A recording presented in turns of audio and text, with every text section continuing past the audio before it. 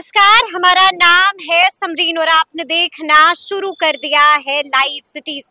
देखिए आज 6 दिसंबर है और आज पटना में एक बार फिर से महा आंदोलन हुआ है। वजह आप जानते हैं कि आखिर इस बार मुद्दा क्या कुछ रहा। आपने देखा कि कैसे बीपीएससी ऑफिस के ठीक बाहर अभ्यर्थियों पर पुलिस ने जमकर लाठियां बरसाई, दौड़ा दौड़ा कर अभ्यर्थियों को पीटा भी गया। और लाइव सिटीज आपको लगातार दिखा रहा है, लाइव सिटीज आपको मुसलसल दिखा रहा है कि आखिर अभ्यर्थियों की क्या कुछ मांगे।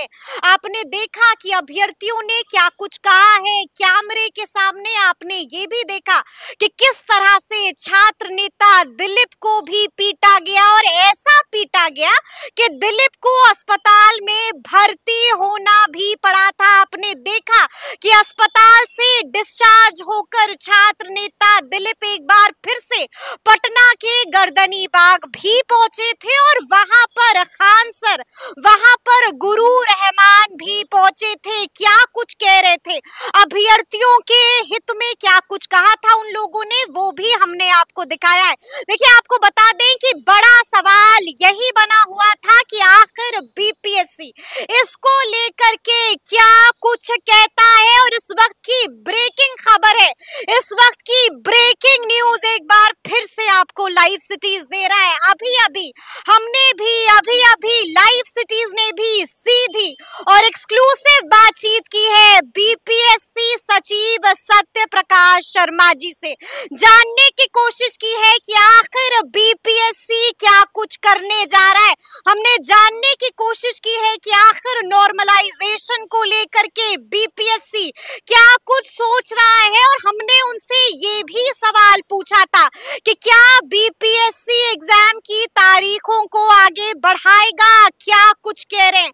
लाइव सिटीज से एक्सक्लूसिव बातचीत के दौरान बीपीएससी सचिव सत्य प्रकाश शर्मा जी, सबसे पहले आप उनको सुनिए। नमस्कार सत्य प्रकाश जी, समरीन बात कर रहे हैं लाइव सिटीज से।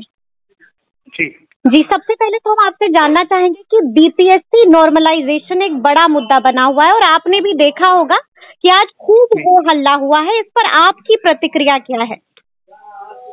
पहले तो मैं स्पष्ट कर दूं कि बीपीएससी जो 13 दिसंबर को परीक्षा आयोजित करने जा रही है ना, वो एक सीटिंग में होगी। उसका टाइमिंग है 12 बजे से 2 बजे। 1 डे 1 शिफ्ट एग्जाम है। तो इससे बहुत क्लियर हो गया होगा, एडमिट कार्ड जो डाउनलोड किया होगा परीक्षार्थी, उसको स्पष्ट हो गया होगा कि ये एक सीटिंग में होगी और एक ही डेट में होगा। तो नॉर्मलाइजेशन जैसी न कोई बात है, न इस तरह की कोई प्रक्रिया अपनाई जानी है। अभी कहाँ से वर्ड डिराइव कर लिया है लोग और बिल्कुल एक तरह से फ्लेयर अप कर दिया कि नॉर्मलाइजेशन के हम लोग विरोध में खड़े हैं। इस तरह का ना हमने विज्ञापन में कहीं प्रकाशित किया है, ना इस तरह की कोई मंशा है बीपीएससी का। और स्टूडेंट हमारे लिए जो उतना ही कॉस्टली है। आप बड़ी बात कह रहे हैं, आप कह रहे हैं कि नॉर्मलाइजेशन जैसी कोई बात ही नहीं है, कोई मुद्दा ही नहीं है। बिल्कुल बिल्कुल बिल्कुल मैं कह रहा हूँ कि इसमें हम लोगों ने न विज्ञापन में कहीं डाला है कि नॉर्मलाइजेशन करने जा रहे हैं, न इस तरह का हमने वेबसाइट को कोई सूचना दिया है। तो कई लोग कह रहे हैं सर स्पष्टीकरण दीजिए। भाई स्पष्टीकरण क्यों देंगे, उसकी जरूरत क्या है, जो हम नॉर्मलाइजेशन का प्रक्रिया अपना ही नहीं रहे हैं। तो फिर ये सवाल कहाँ से उठा कि नॉर्मलाइजेशन के हम विरोध में खड़े हैं, नॉर्मलाइजेशन नहीं किया जाए। अरे भाई पहले ही से आप कैसे एज्यूम कर लिए कि नॉर्मलाइजेशन बीपीएससी करने जा रहा है। और कल भी हमने क्लियर कर दिया था कि एक शिफ्ट में 1 डे में एग्जाम होना है। एडमिट कार्ड जैसे ही डाउनलोड करेगा तो स्टूडेंट को पता चल जाएगा कि एक दिन में ही परीक्षा होनी है। इस नॉर्मलाइजेशन प्रक्रिया का कोई मतलब ही नहीं रह गया। अगर डबल शिफ्ट में 2 दिन में होता तो समझ में आ रहा है, तो ऐसा कुछ है नहीं। अब लोगों ने पता नहीं किस तरह से ये डेराइव किया चीजों को कि नॉर्मलाइजेशन के विरोध में हम लोग खड़े हैं, कि हम लोग को भी समझ में नहीं आ रहा है। ये भी सवाल उठता है कि फिर ये मुद्दा इतना बड़ा बन कैसे गया, जब कोई ऐसा। अब ये तो मैं आयोग तो नहीं बता सकता ना। आयोग तो देखिए, आयोग ने अगर हमको नॉर्मलाइजेशन की प्रक्रिया लागू करनी होती तो हम लोग प्रेस ब्रीफिंग करके बता देते कि भाई इस बार के एग्जाम में हम लोग नॉर्मलाइजेशन की प्रक्रिया अपनाएंगे। ऐसी कोई बात ही नहीं है, कोई इस तरह का कोई विचार ही नहीं है। ऐसी कोई बात तो नहीं है, कोई विचार ही नहीं है बीपीएससी का। बिल्कुल नहीं, बिल्कुल कंफर्म है कि बिल्कुल नॉर्मलाइजेशन जैसी कोई प्रक्रिया नहीं अपनाई जा रही है। हर स्टूडेंट को पढ़ने के लिए बोलिए कि भाई ठीक से पढ़िए और भ्रम में मत पढ़िए, बिल्कुल भ्रम में मत पढ़िए। लेकिन हम आपसे ये भी जानना चाह रहे हैं कि स्टूडेंट 3 और मांग भी कर रहे हैं। पहली मांग जी बताइए।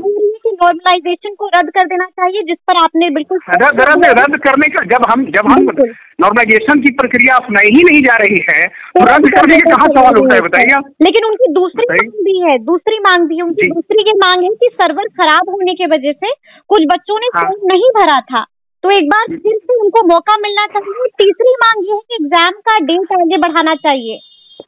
ये तो मैडम दो डिमांड को चेयरमैन को निर्णय लेना था, और बिल्कुल अब ऐसा जब सिचुएशन ऐसा है कि एग्जामिनेशन का डेट सामने आ गया 13 तारीख को, तो पूरा डेट दिया गया था बच्चों को एक्सटेंड करके 4 नवंबर तक किया गया था, और बार बार नोटिस बीपीएससी ने शुरू में ही नोटिस निकाला कि अंतिम बार विस्तार कर रहे हैं और अंतिम तिथि का इंतजार मत करिए, आप फॉर्म भरिए।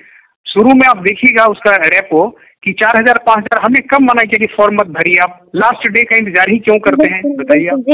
जी। कोई भी स्टूडेंट लास्ट डे आप देखिएगा उसका लिस्ट निकाल के कि 8 बजे रात को कोई रजिस्ट्रेशन करने जा रहा है, रजिस्ट्रेशन के बाद उसको फॉर्म भरना होगा, एप्लीकेशन में फिर फी पे करना होगा, 12 बजे वो एंडिंग टाइम था, कोई 8 बजे 9 बजे जाएगा रजिस्ट्रेशन करने, बताइए आप।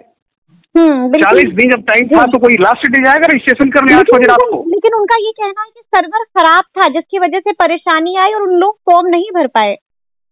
अब इसमें तो कोई स्कोप हम लोग को तो नहीं दिख रहा है, अब चेयरमैन ही इसमें जो निर्णय लेना चाहेंगे ले सकते हैं हम। अच्छा, एक आखिरी सवाल है सत्य प्रकाश जी मेरा कि क्या बीपीएससी कोई नोटिफिकेशन निकालेगा, क्या एग्जाम डेट को आगे बढ़ाएगा? नहीं, बिल्कुल नहीं, बिल्कुल ऐसा कोई योजना नहीं है, अब डेट सामने आ गया, अब नहीं। चलिए, बहुत बहुत धन्यवाद बातचीत के लिए, धन्यवाद। तो सुना आपने क्या कुछ कहा है लाइव सिटी से एक्सक्लूसिव बातचीत के दौरान बीपीएससी सचिव सत्य प्रकाश शर्मा ने बड़ी बात कह दी है, साफ साफ कह दिया है कि नॉर्मलाइजेशन को लेकर के तो कोई बात ही नहीं हुई है। कहां से ये मामला उठ गया है, ये उन्होंने साफ साफ कहा कि ये हमें भी समझ में नहीं आ रहा है।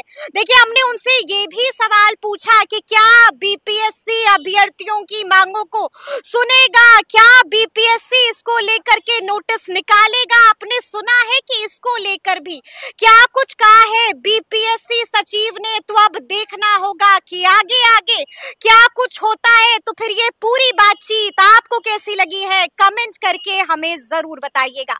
तो ऐसे तमाम अपडेट्स के लिए बिल्कुल ऐसे ही हमारे साथ बने रहिएगा और देखते रहिएगा लाइव सिटीज। बहुत शुक्रिया।